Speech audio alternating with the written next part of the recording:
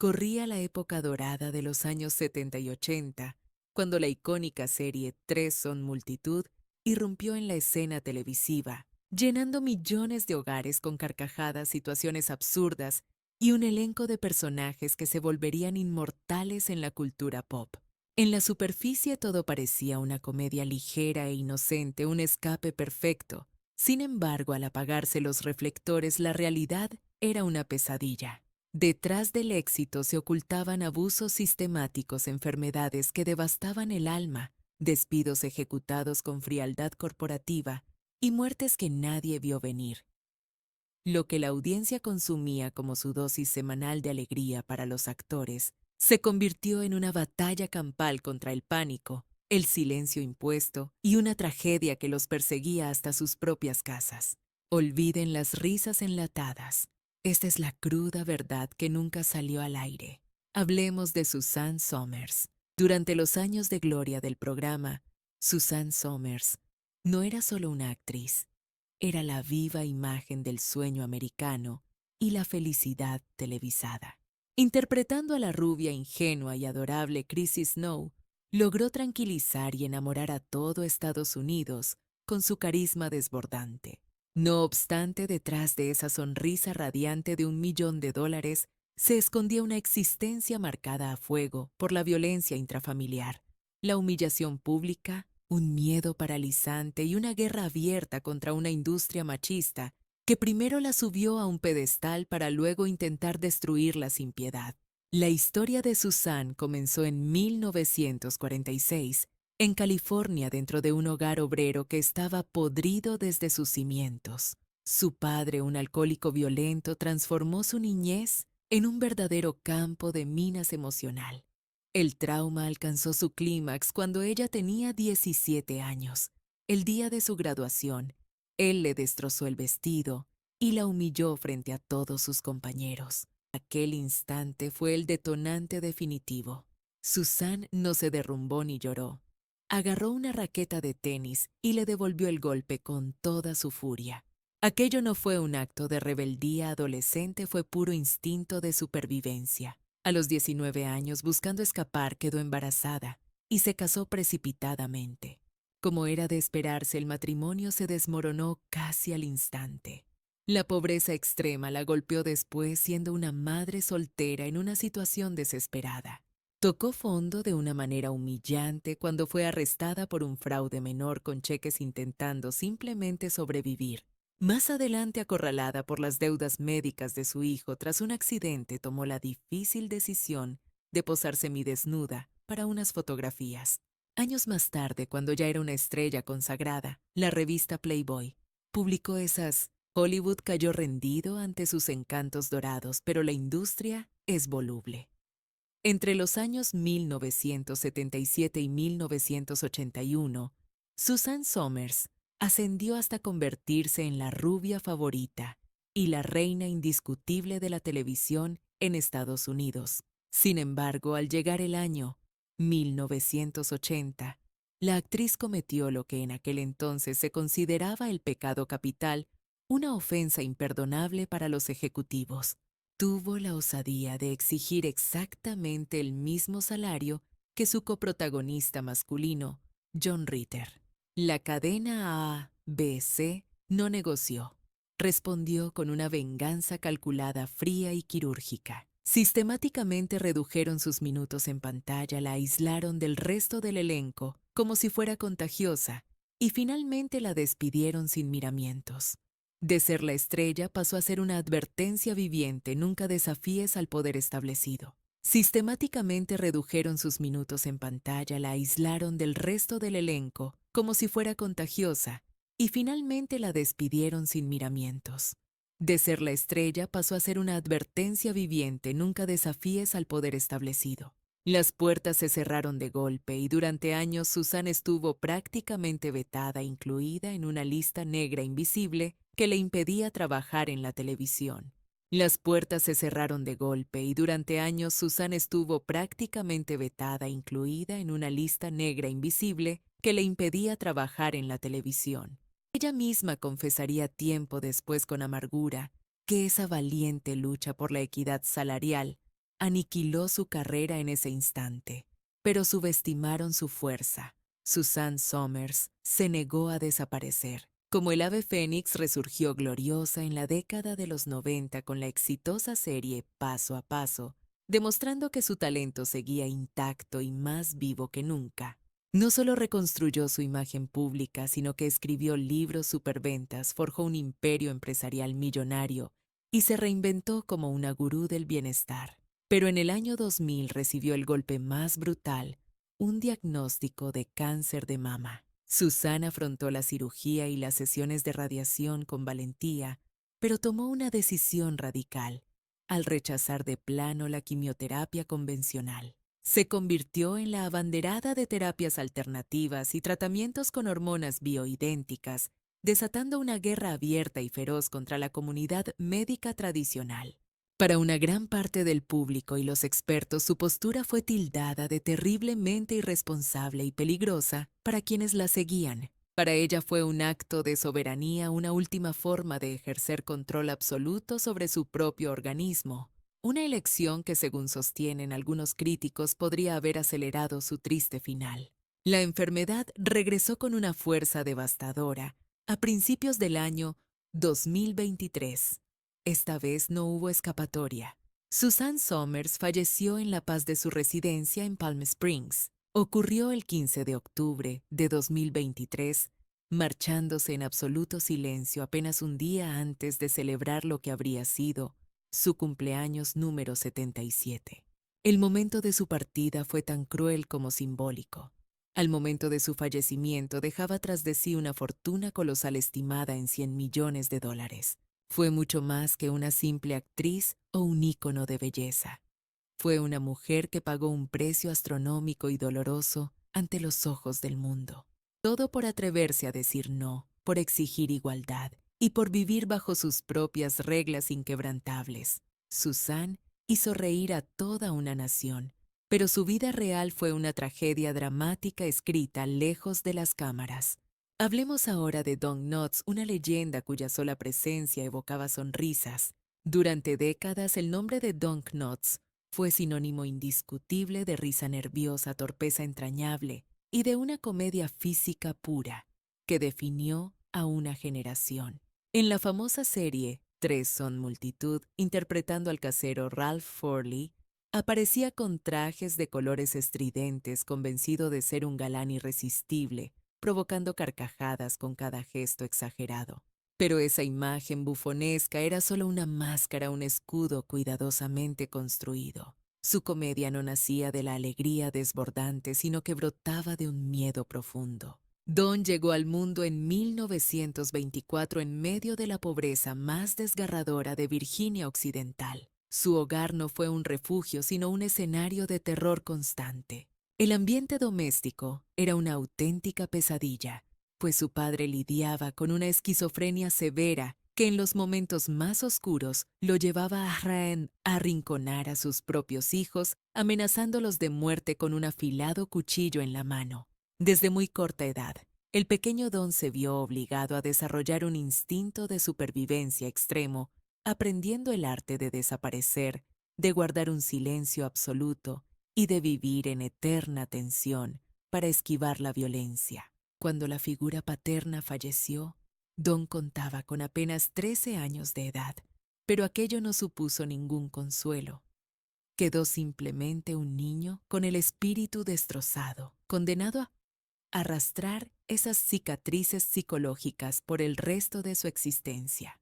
Eventualmente las luces de la fama lo iluminaron y se convirtió en una estrella, pero la tranquilidad mental fue algo que jamás pudo comprar ni conseguir, dejándolo vacío por dentro.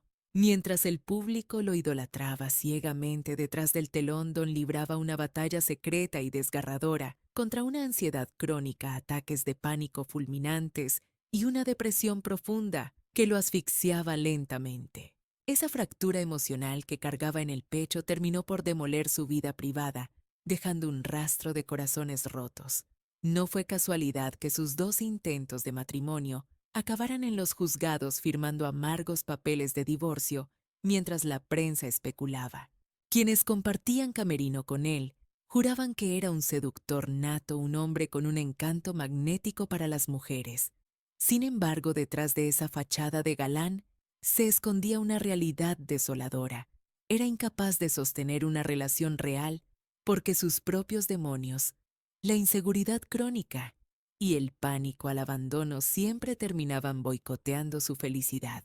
Corría el año 1979 cuando con 55 años a cuestas, decidió unirse al elenco de Three's Company sin saber que cambiaría su destino. El impacto en la audiencia fue brutal e instantáneo. Una legión de fanáticos jóvenes que no lo conocían cayó rendida ante sus muecas y su talento elevándolo nuevamente al estatus de ídolo indiscutible. Pero lo que nadie en la audiencia imaginaba es que al apagarse los reflectores del set, Don se sumergía en una soledad asfixiante. Sus noches no eran de fiesta, sino de insomnio acompañado por frascos de pastillas y una hipocondría voraz que lo mantenía en estado de alerta médica constante. Su cerebro se convirtió en su peor enemigo, una máquina de ansiedad que nunca descansaba. La ironía era cruel cuanto más fuerte reía el público con sus ocurrencias, más drenado y vacío se sentía él al volver a casa. El ocaso de su vida fue una tortura física digna de una tragedia griega. Primero apareció el cáncer de pulmón, seguido de una neumonía que se volvió crónica, y para colmo una degeneración macular le fue robando la luz de los ojos hasta dejarlo prácticamente en tinieblas. A pesar del dolor y la oscuridad, se negó a retirarse. Siguió trabajando, prestando su inconfundible voz a personajes animados, aferrándose al micrófono como si fuera un salvavidas en medio de la tormenta. Y no lo hacía por acumular más riqueza ni por ego, sino por pura supervivencia emocional. Actuar era el único hilo que lo mantenía atado a la cordura y le daba un propósito para levantarse cada mañana.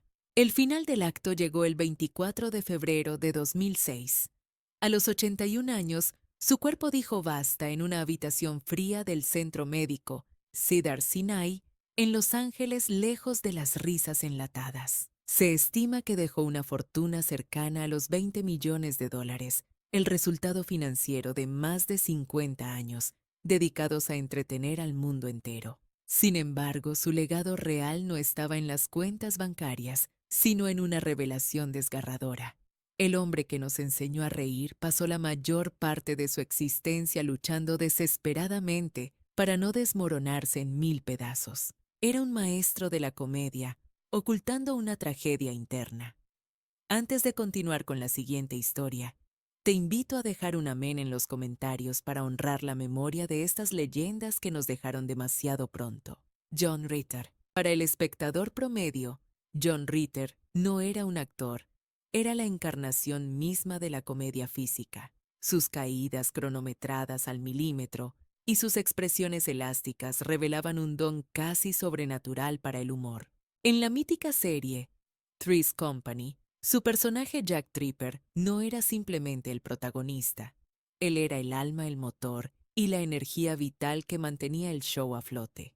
Pero mientras millones de familias se carcajeaban en sus salas de estar, el reloj de arena de la vida de Ritter corría vertiginosamente hacia un desenlace tan abrupto como injusto.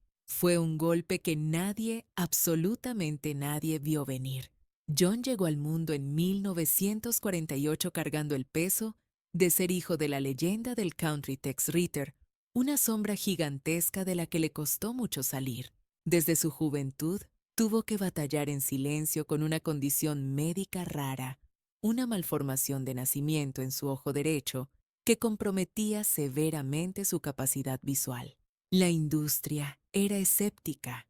Muchos productores dudaban de que alguien con ese problema pudiera desenvolverse con naturalidad frente a las cámaras. Pero John jamás aceptó un no por respuesta. Compensó sus limitaciones con una disciplina militar y una entrega física tan intensa que rozaba la obsesión. Cada vez que se golpeaba o caía en una escena, el dolor era real, no actuado. Su gran oportunidad dorada llegó finalmente en 1977. Con apenas 28 años, se transformó en uno de los rostros más cotizados y famosos de la televisión norteamericana alcanzando la cima del estrellato. Sin embargo, la fama le pasó una factura carísima.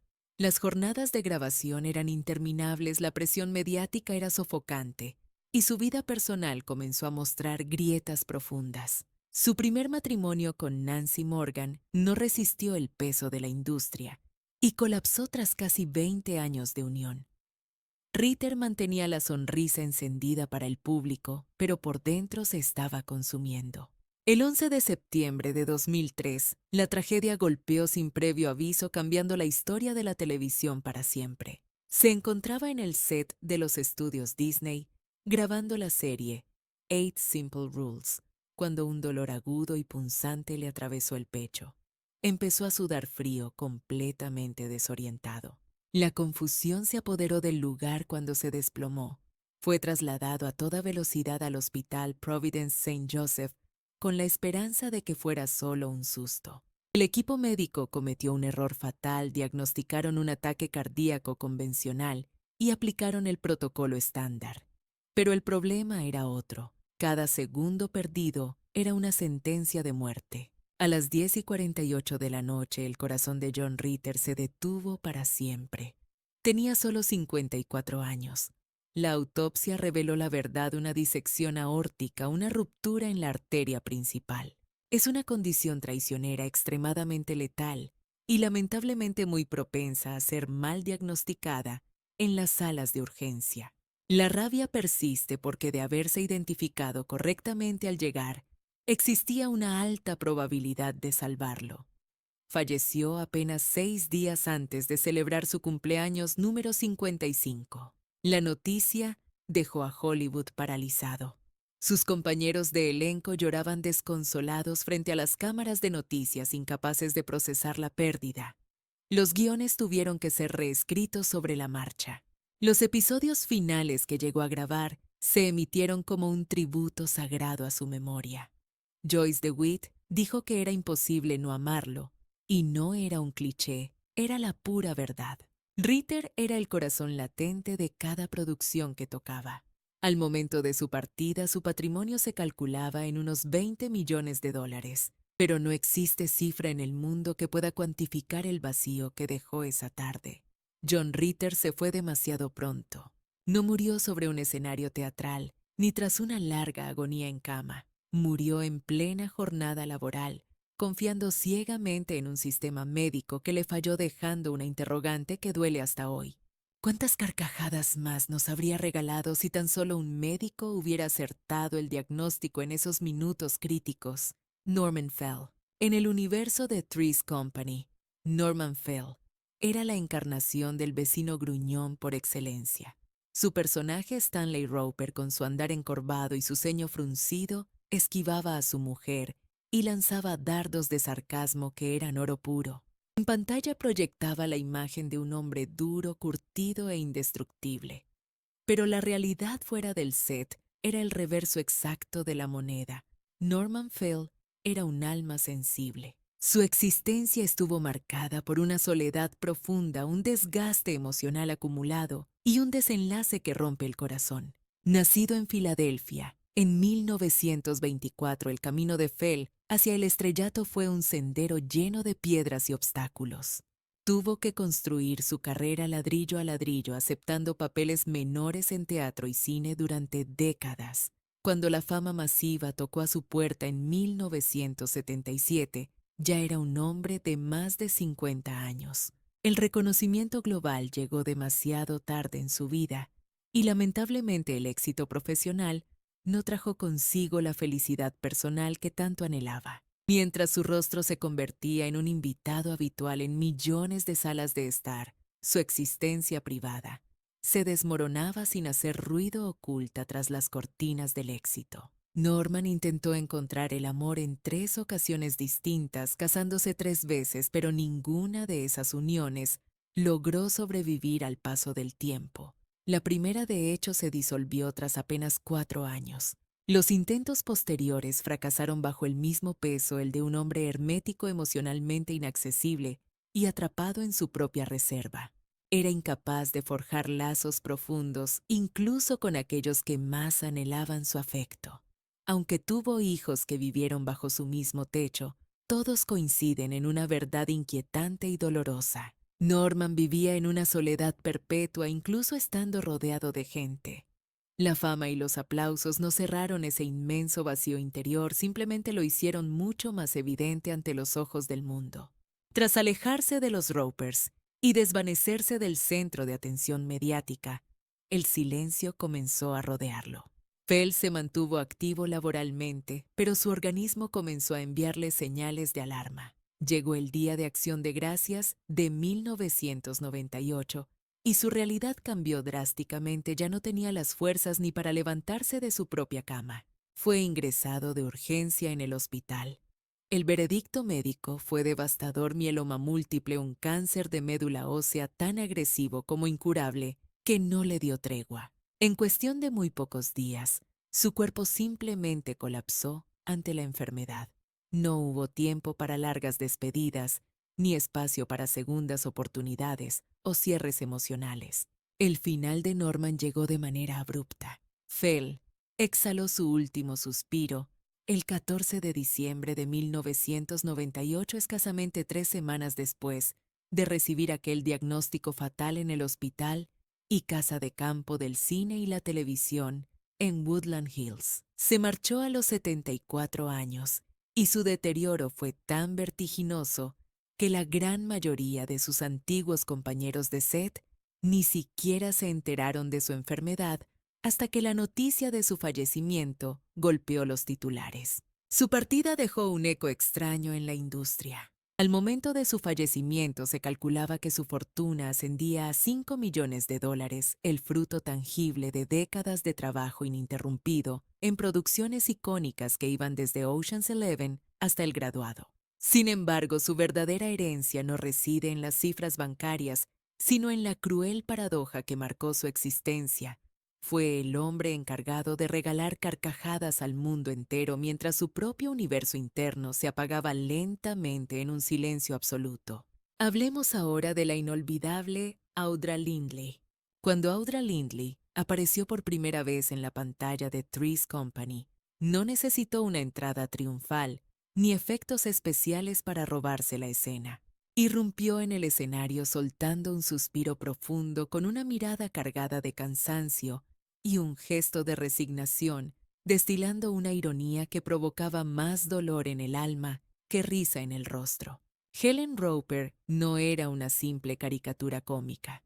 Representaba a una mujer desgastada por el paso de los años, y fue precisamente esa autenticidad lo que volvió al personaje inmortal. Se convirtió en un ícono porque Audra no estaba actuando. Ese agotamiento vital lo conocía demasiado bien, lo llevaba tatuado en su propia historia.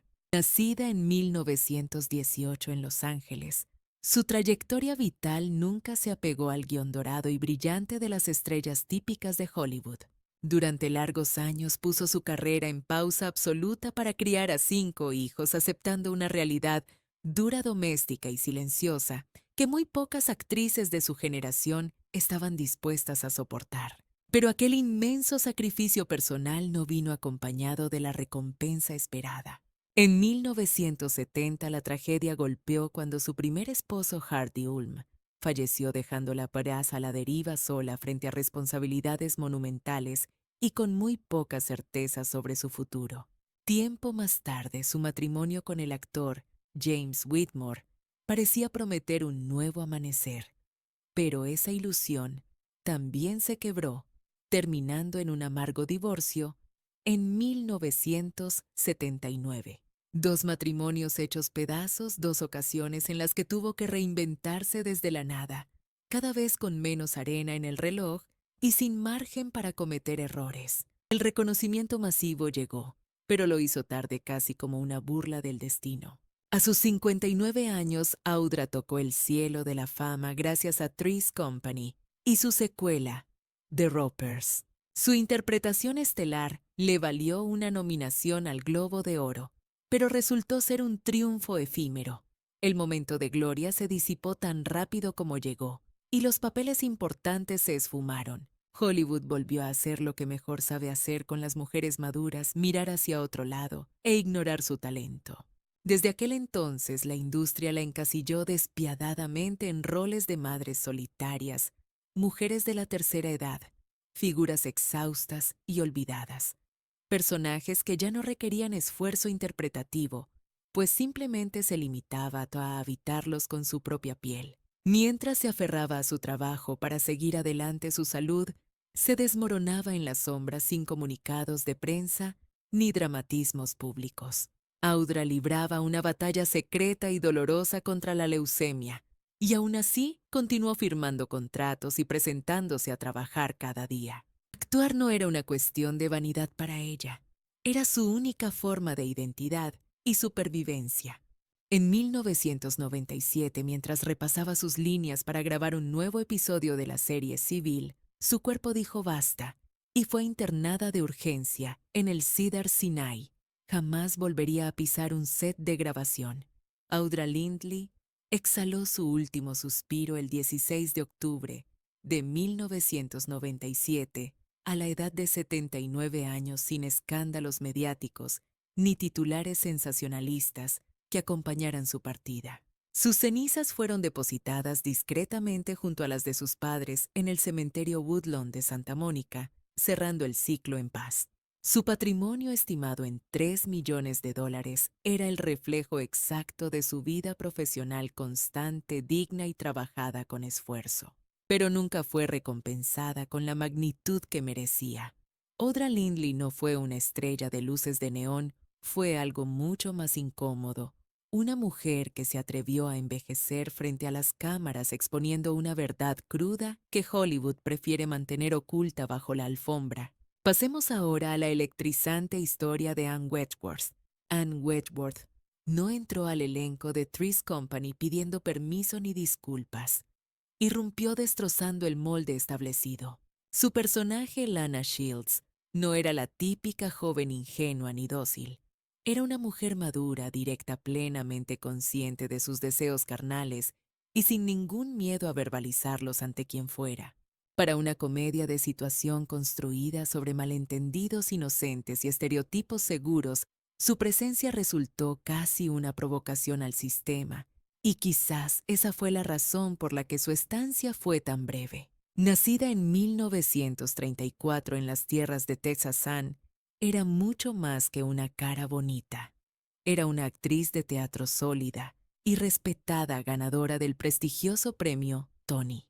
Conocía el oficio a la perfección, entendía el sacrificio y vivía con disciplina férrea, aunque su vida personal, lamentablemente, nunca encontró la estabilidad que su carrera profesional sí tenía. Su primer enlace matrimonial con el carismático actor Rip Torn estuvo lejos de ser un cuento de hadas. Tras 6 años de altibajos, la relación colapsó en un amargo divorcio que la dejó enfrentando la maternidad en solitario con su hija. Tiempo después, intentó reconstruir su vida sentimental junto al director Ernie Martin, con quien tuvo un segundo hijo, pero esta vez juró blindar su intimidad, manteniendo su hogar como un santuario impenetrable ante el acoso de la prensa. Anne no tenía sed de fama ni buscaba protagonizar escándalos en las revistas. Su única y verdadera ambición era el arte de la interpretación, el trabajo duro y el respeto en el set. Corría el año 1979, cuando a sus espléndidos 45 años se integró al elenco de Three's Company para dar vida a Lana Shields, una viuda audaz y sin complejos que perseguía descaradamente a Jack Tripper. Aunque la audiencia conectó de inmediato con su pícara energía detrás del telón, la situación era muy distinta. Se respiraba una tensión tóxica y algo fundamental comenzaba a fracturarse en la producción. De manera inexplicable y cruel, su personaje fue perdiendo líneas y presencia, siendo empujado sistemáticamente hacia la irrelevancia, hasta que tras apenas 9 episodios, se desvaneció por completo sin que nadie admitiera conflicto alguno. Sin embargo, en los pasillos de la industria, el mensaje retumbó con fuerza en Hollywood. Incluso una actriz galardonada y talentosa podía ser desechada como un objeto viejo sin recibir ni una sola explicación lógica. Ante tal falta de respeto, Anne solicitó la rescisión inmediata de su contrato. No fue un berrinche de diva, sino un acto supremo de dignidad y amor propio para no ser humillada públicamente. Aunque siguió actuando tras aquel desagradable episodio, la industria pareció castigarla silenciosamente y nunca más le permitieron recuperar el lugar estelar que merecía bajo los reflectores principales. Se vio relegada a encarnar eternamente a madres tías y ancianas. Papeles secundarios que, aunque ella dotaba de una inmensa profundidad humana, ofrecían muy poca gloria y escasa visibilidad. Anne siempre entregaba el alma elevando la calidad de cada escena en la que aparecía, pero la maquinaria de Hollywood, obsesionada con la juventud, ya había decidido dejar de mirarla. Con el implacable paso de los años, una enfermedad crónica que ella mantuvo en estricto secreto comenzó a minar sus fuerzas, obligándola finalmente a un retiro total y forzoso del mundo que tanto amaba. Sus días finales se consumieron lejos del glamour y las luces, recluida en la soledad de un centro de cuidados en North Bergen, Nueva Jersey, donde el teléfono dejó de sonar. Allí no hubo alfombras rojas, ni discursos de agradecimiento, ni siquiera llamadas de cortesía de aquellos grandes estudios que en el pasado lucraron con su innegable talento. La gran Anne Wedgeworth falleció en 2017 a los 83 años, envuelta en un silencio desolador, dejando un patrimonio estimado en apenas $1 millón. Una cifra que resulta irrisoria y hasta insultante para una trayectoria tan rica en teatro y televisión, forjada con décadas de esfuerzo y respeto profesional. La triste realidad es que no fue expulsada por falta de talento, sino marginada por no encajar en el molde, y esa suele ser la sentencia más despiadada y cruel que dicta Hollywood. ¿Te parece justo que una vida entera de dedicación artística como la de Anne Wedgeworth se valore en solo $1 millón al final del camino? Escribe el número 1 en los comentarios si compartes nuestra indignación y crees que merecía mucho más reconocimiento. Hablemos ahora de Peter Mark Richman, un hombre que nunca buscó acaparar el centro de la cámara, pero cuya presencia era indispensable. Siempre se mantuvo un paso al costado, firme y confiable, siendo esa columna vertebral que sostenía la escena con maestría, sin necesidad de robar el protagonismo a las estrellas. En la serie Three's Company, interpretando al reverendo Luther Snow, el padre severo de Chrissy, encarnó a la perfección a esa generación conservadora que miraba los cambios del mundo moderno con total recelo. Su poder actoral no residía en los gritos ni en la exageración, sino en una autoridad silenciosa y calmada, un reflejo exacto de cómo manejó su propia existencia fuera de la pantalla. Este caballero de la actuación nació en 1927 bajo el nombre de Marvin Jack Richman, en una época donde los sueños parecían más difíciles de alcanzar. La tragedia lo golpeó pronto. A los 16 años perdió a su padre, un trauma que lo empujó a buscar seguridad, y siguiendo el consejo de su hermano, se graduó como farmacéutico. Aquello le prometía una vida estable, predecible y respetable, pero en el fondo su alma de artista se sentía completamente ajena a esa existencia convencional de mostrador y medicinas. Finalmente, la pasión por el arte venció al miedo. Primero conquistó los escenarios teatrales, luego brilló en Broadway y terminó consagrándose como un rostro habitual en la televisión. No fue un salto al vacío impulsivo, sino una transición paciente, calculada y casi inevitable para un hombre destinado a contar historias. A lo largo de más de 5 décadas, Peter participó en más de 130 producciones, nunca como la gran estrella del cartel, pero siempre como ese actor sólido que otorgaba credibilidad a cualquier trama. Desde Dinastía hasta Santa Bárbara, pasando por Star Trek, la nueva generación, su filmografía, es un testimonio de constancia en una industria volátil. Cuando apareció en Three's Company, ya rondaba entre los 50 y 53 años. En ese punto no buscaba la fama efímera, sino la continuidad laboral, y vaya que la consiguió.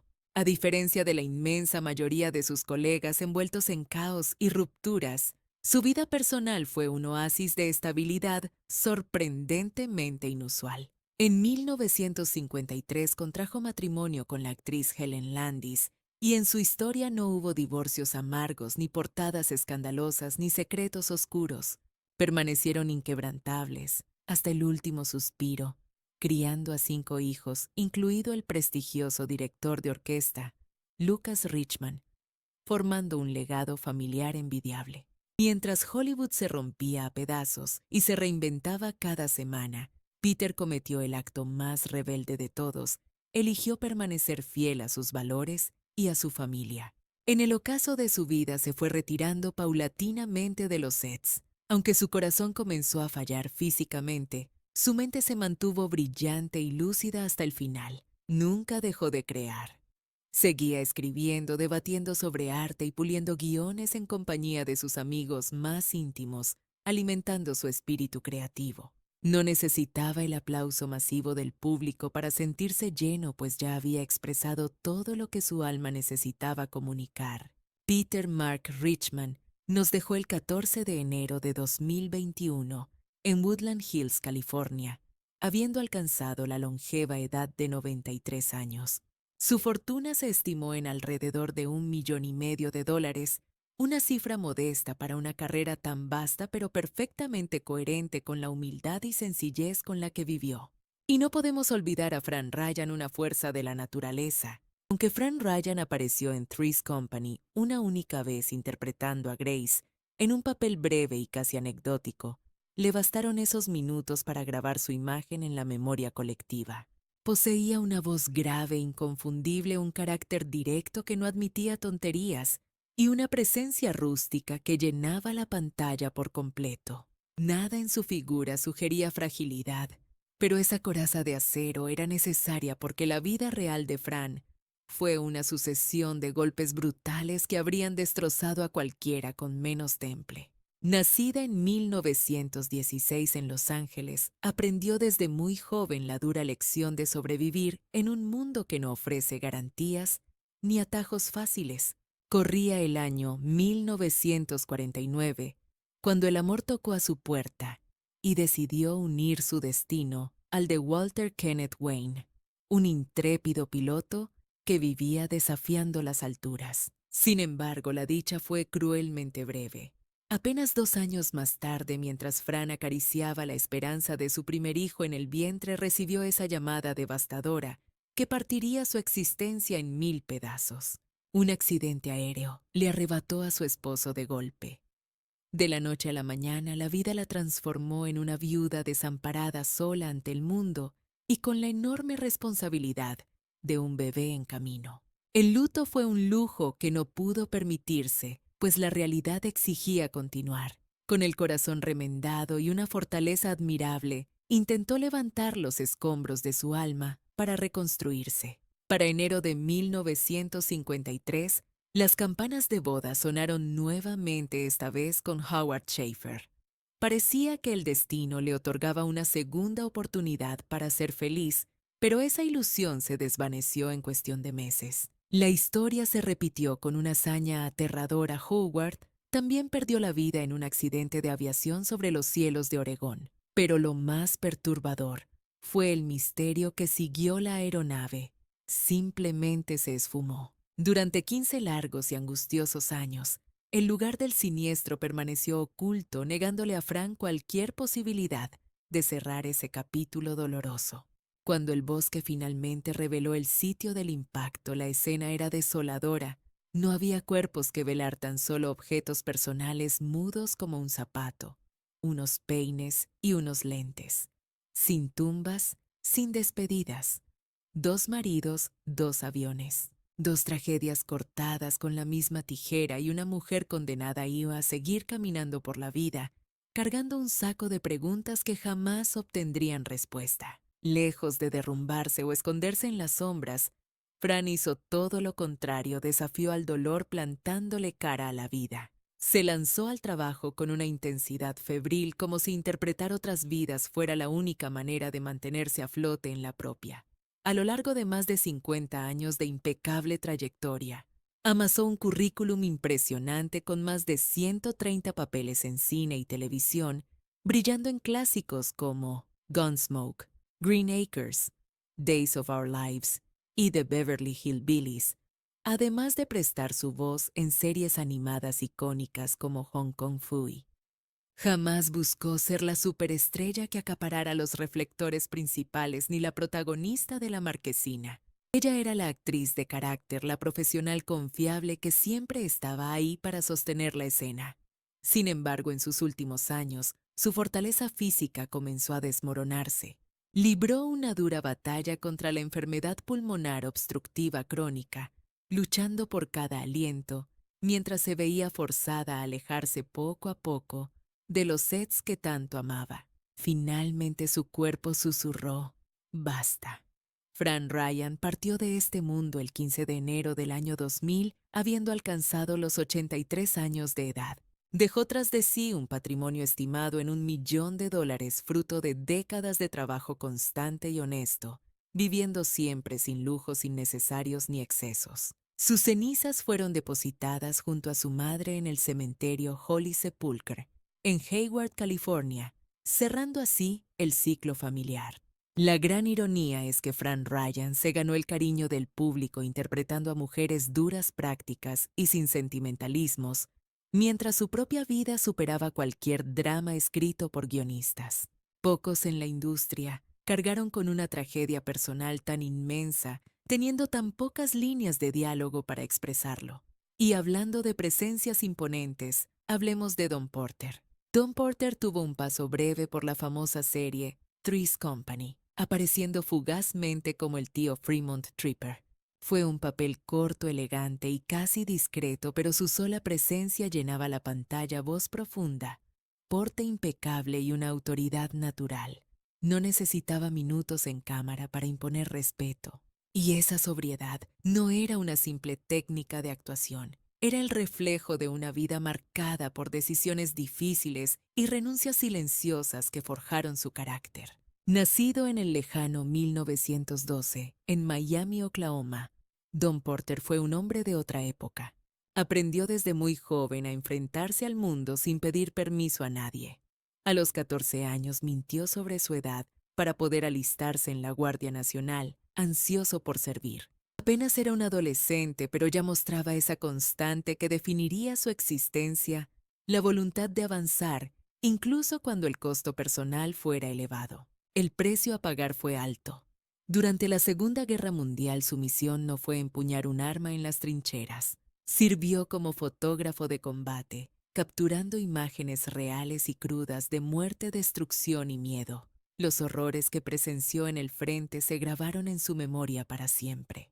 Tras el conflicto eligió los escenarios como su refugio personal. Primero conquistó Broadway y luego dio el salto a la televisión y el cine. Durante casi 50 años de carrera, Don Porter trabajó sin descanso participando en más de 200 producciones teatrales y decenas de apariciones en la pantalla chica. Nunca fue una superestrella de portadas, pero siempre fue el actor indispensable, el pilar que sostenía la escena y el que nunca fallaba al director. Hollywood supo utilizar bien su talento exprimiendo su capacidad, aunque nunca lo celebró ni reconoció del todo como merecía. Su vida personal vista desde fuera parecía un mar en calma y estabilidad.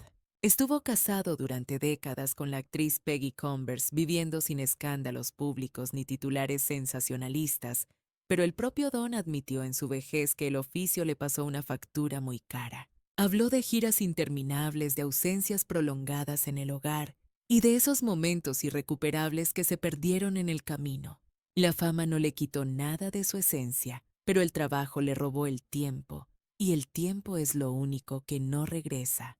Al entrar en sus 80 años, su salud comenzó a quebrarse. Su corazón fatigado tras una vida exigente comenzó a fallar sufriendo episodios repetidos de insuficiencia cardíaca que lo fueron apagando. Su corazón fatigado tras una vida exigente comenzó a fallar sufriendo episodios repetidos de insuficiencia cardíaca que lo fueron apagando. Poco a poco dejó de actuar, quizás porque ya no podía físicamente o tal vez porque ya no tenía la voluntad de seguir bajo los focos. Poco a poco dejó de actuar, quizás porque ya no podía físicamente o tal vez porque ya no tenía la voluntad de seguir bajo los focos. El escenario quedó atrás esta vez sin aplausos de despedida. Don Porter falleció el 11 de febrero de 1997 en su casa de Beverly Hills a los 84 años. El escenario quedó atrás esta vez sin aplausos de despedida. Don Porter falleció el 11 de febrero de 1997 en su casa de Beverly Hills a los 84 años. La causa oficial del deceso fue una enfermedad cardíaca asociada a su avanzada edad. La causa oficial del deceso fue una enfermedad cardíaca asociada a su avanzada edad. Su patrimonio se estimaba en alrededor de $2 millones, una fortuna acumulada gracias a décadas de trabajo constante, sin derroches ni ostentaciones. Su patrimonio se estimaba en alrededor de $2 millones, una fortuna acumulada gracias a décadas de trabajo constante, sin derroches ni ostentaciones. Don Porter no fue un hombre de grandes gestos ni de buscar atención desesperada. Don Porter no fue un hombre de grandes gestos ni de buscar atención desesperada. Fue algo más silencioso y digno, un actor que entregó su vida al escenario y se marchó aceptando quizá demasiado tarde todo lo que tuvo que dejar atrás para permanecer bajo la luz. Fue algo más silencioso y digno, un actor que entregó su vida al escenario y se marchó aceptando quizá demasiado tarde todo lo que tuvo que dejar atrás para permanecer bajo la luz. Y finalmente tenemos a Robert Mandan. Robert Mandan nunca fue un hombre que cayera en los excesos típicos de la industria. Y finalmente tenemos a Robert Mandan. Robert Mandan nunca fue un hombre que cayera en los excesos típicos de la industria.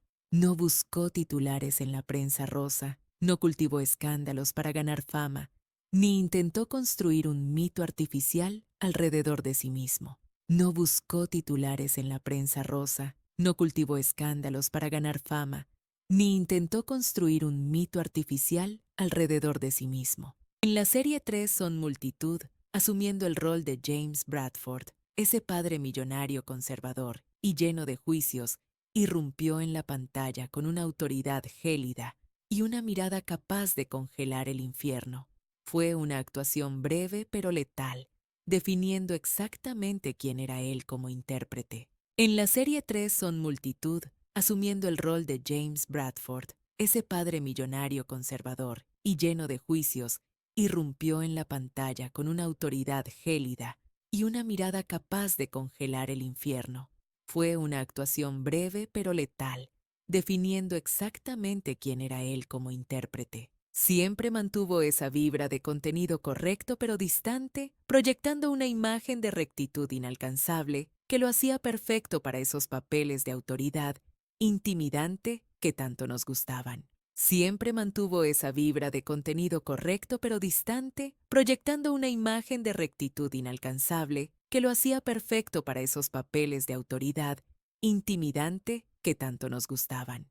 Robert Mandan llegó a este mundo en 1932 y, a diferencia de las estrellas fugaces de hoy, construyó su carrera ladrillo a ladrillo sin atajos fáciles ni padrinos mágicos, demostrando que no era solo un destello momentáneo. Robert Mandan llegó a este mundo en 1932 y, a diferencia de las estrellas fugaces de hoy, construyó su carrera ladrillo a ladrillo sin atajos fáciles ni padrinos mágicos, demostrando que no era solo un destello momentáneo. Se consolidó como un actor constante y sumamente respetado, de esos veteranos de hierro a los que los grandes estudios llamaban desesperados cuando necesitaban solidez y talento real para salvar una escena.